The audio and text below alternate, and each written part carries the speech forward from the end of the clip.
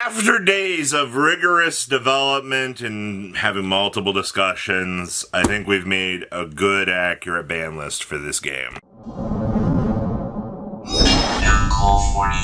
Make sure you guys ban the ever-loving crap out of that Herald of the Arc like button so you guys don't miss out on more OS content. And no, we're not banning Gravity Controller over Herald, alright? I have heard this discussion so much. Herald is the bridge. It's an Omni Negate. It's the, it's the Universal Ritual Searcher. I would love to keep this card around for Dogmatica. I would. Alright, but the problem is right now that, you've got too many decks that are abusing this, and it's turning into a problematic piece because of that, and it's frustrating to deal with. It really is. So I just propose simply taking Herald out back, because once you take care of Herald, Yummy becomes a tolerable deck. Like, they have to go second, play some board breakers, more hand traps, in order to even play the game, and I can handle that, It just, Yummy doesn't have this end board, and it's no Mitsurugi ramp up. So, I'm okay with that. Which brings us to Zombie Vampire. Zombie Vampire, I think, is just unfortunate collateral here, because two Mitsurugi monsters basically allows you to bridge into Zombie Vampire, which inadvertently also allows it to be a bridge. As much as I don't want to see this card go, because I loved some of the ideas you could do with Orcas with it, and it was kind of a creative measure at some points, but it's not enough to justify keeping this card around. So if we could just see Zombie Vampire, I guess sub-note here, the Infinitrack Riverstormer, I don't think they're going to ban Riverstormer because we have the train support coming out. And, look at Gallant Granite, what they did. They just took out every problem around it to be able to justify keeping it around. So I think Zombie Vampire goes, we see Infinitrack Riverstormer stay. Water Barrier Statue. So, finally, this is more of a discussion for we should ban the last three, but the next barrier statue to probably go has to be water. At this point, there's a discussion for dark becoming usable because of Hecka Hands and like the illusion stuff that you can reverse build into the deck. I get it. I do, alright? It's not my first rodeo of knowing and understanding that, these cards are semi-problematic. But the Water Barrier Statue's been the one that's seen the most play, which leads us to Dark Barrier Statue being a placeholder in the Illusion pile, and Light Barrier Statue can be 7 Tachyon searched for. So I think at this point we just take care of the problem. Or if we're going to just, kind of ignorantly not pay attention to this, because the first Penguin is coming out, and as soon as that touches down, we're going to have some interesting little things to deal with that. And then the last one I think needs to go is There Can Only Be One. Let's be realistic here. Watching what that card has done in feature matches has been pretty disgusting. And I don't think Konami very much likes having a floodgate like this doing its thing. Now, it comes down to the discussion, do Rivalry and Gozen need to go as well? And I don't necessarily think Rivalry and Gozen need to go just yet. I'm honestly okay with just taking a little bit of a slow turnaround here and just letting There Can Only Be One be the next subtle hit that we need to see checked out of the format. Honestly, these were everything that I could think of that needed to be banned.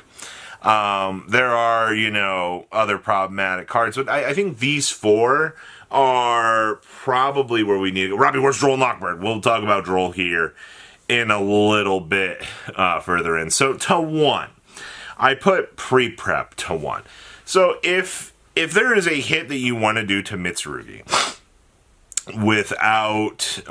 obviously with Herald in mind, and still allow pure Mitsurugi to maintain a playable stance, go after pre-prep. Pre-prep slows down the deck immensely. It is obviously, I think, the best searcher that the deck really has going for it, and I don't think anybody's going to really deny that. Like, if you're looking at pre-prep and you're like, it's okay, Rob. No, it isn't. Searchability on two sides of the same coin is kind of crazy to think about in terms of deck development. So I kind of agree that I think this card needs to go check out of the format just as a consistency vibe. Once again, I understand that we do have these Legendary Modern decks coming, but I think pre-prep is the hit to do if we're not going to touch anything else within the Mitsurugi deck. Indirect hits. Joe Cool. This one has been such a masterful, needs to happen. Joe Cool is everything to the K9 package. It's the thing that facilitates getting the level 5 beamed out. It's generic, of course, by the way. Any level 5 you can interact with to summon, which is so crazy and so painful to deal with.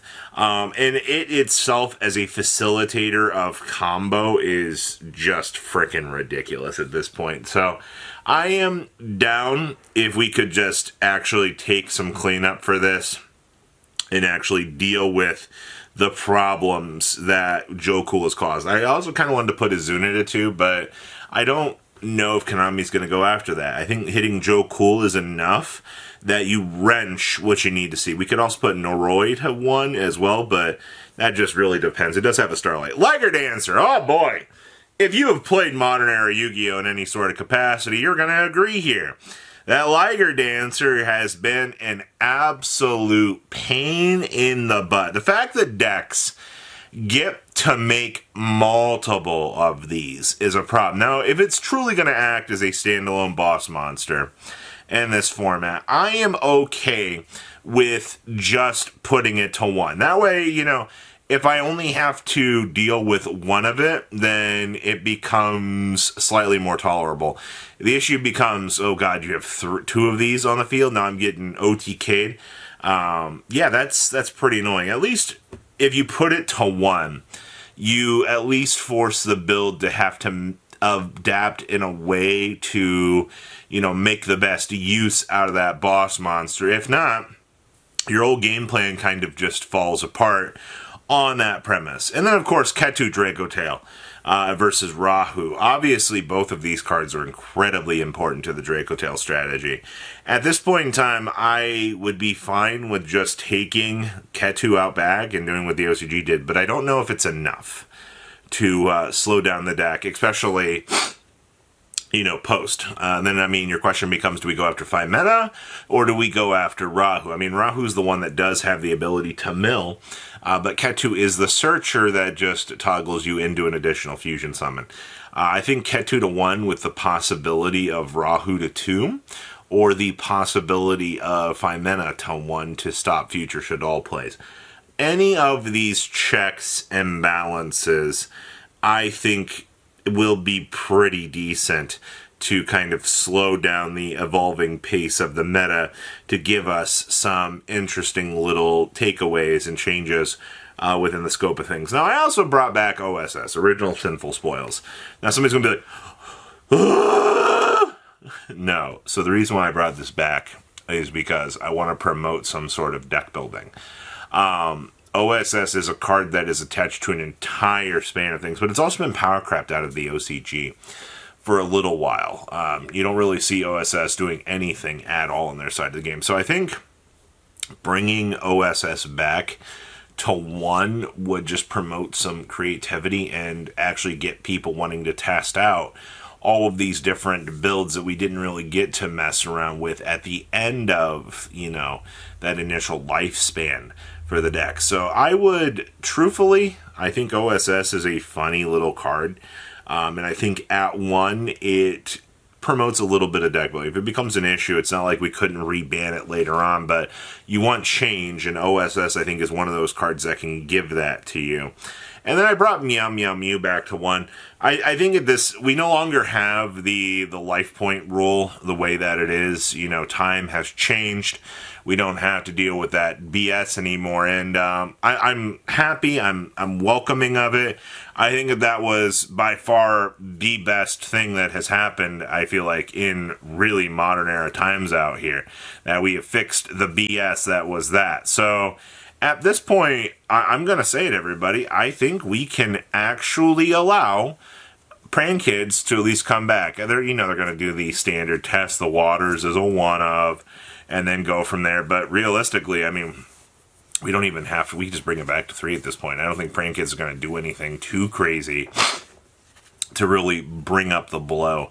And then there was one last change for this video, and it is the unfortunate state of Droll and Lockbird. Now, there are 2 arguments to this. I would honestly put Droll and Lockbird at 2 because you see it some of the time, but not all of the time, unironically. Or we leave it at 3 and we bring back Called by the Grave. I would not hate having Called by the Grave existing in a format where, Hand Trap Central seems to be everywhere. If we were to happen to see that, I think it would force the meta to slow down, but this is an entirely different debauchery. People want Droll ban, people want Droll at 1, people want Droll at 2. Nobody can decide what they want to do with Droll and Lockbird right now. And at this point in time, I'm just fine with putting it to 2 or bring back Called by the Grave to offset this madness. So what do you guys think? Please, leave a comment down below. Tell me what you guys think. And I will see your beautiful faces back here in a day, guys. Peace. Patrons, thank you.